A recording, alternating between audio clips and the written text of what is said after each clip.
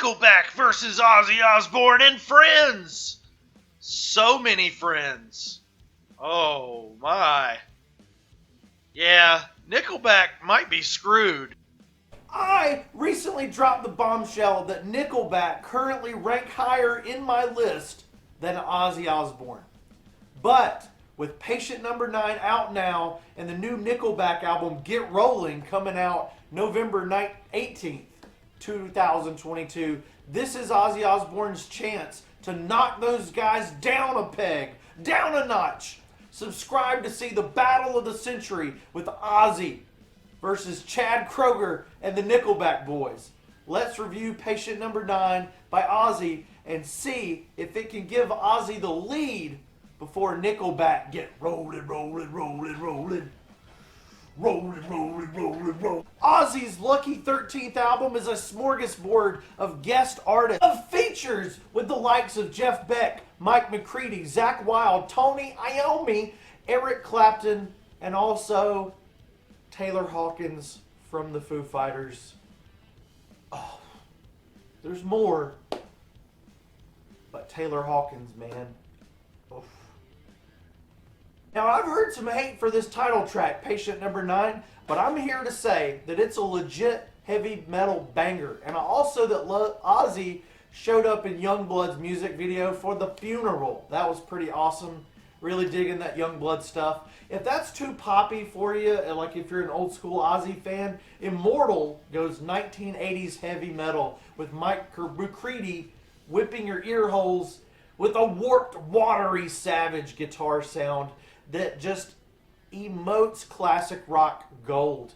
Ozzy Osbourne's vocals are solid, but not very memorable. It's all right. The water features will bubble up again later in this video, later on the album, and later in this review, which you have to watch all the way through. Parasite sees Zakk Wylde doing the same guitar sound as McCready, but with the stronger lyrical narrative placed over top of it. And this is one that I can get behind personally, can relate to it. Ozzy Osbourne's howling at the sun instead of the moon. Parasite makes me headbang and feel emotions. And I'm not giving this one highlight status just yet, just this early in my review, but it's a quality track. And yes, I'm losing my voice. I sang a little too hard last night. There's a speed bump up ahead with no escape from now, which pummels you with slow heaviness.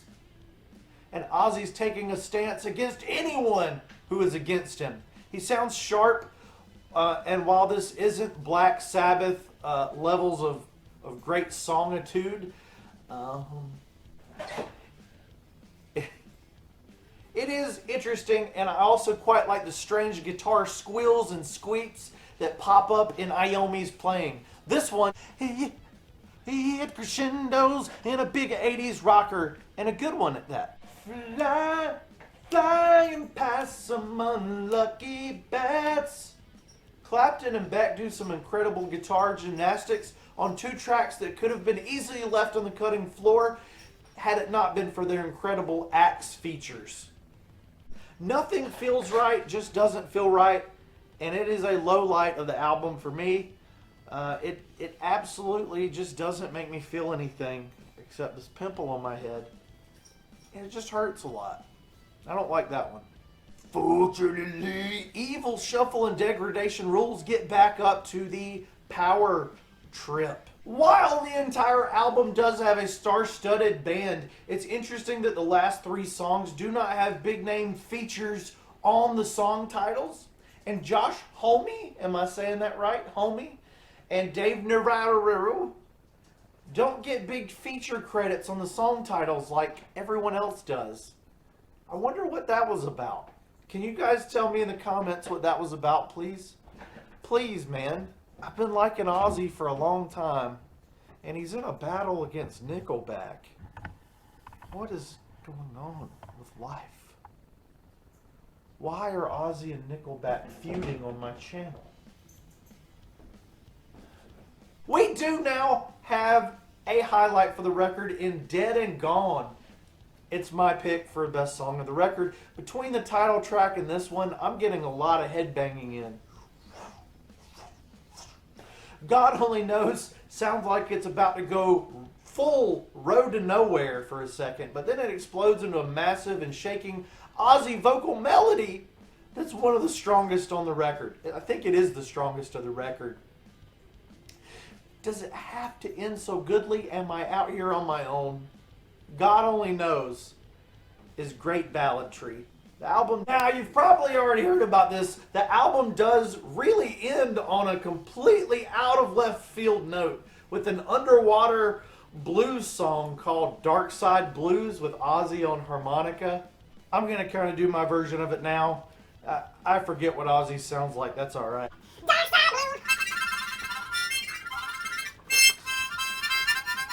Ozzy is underwater and he's singing about losing a girl and his soul and his will and then blowing his harmonica like his harmonica depended on it.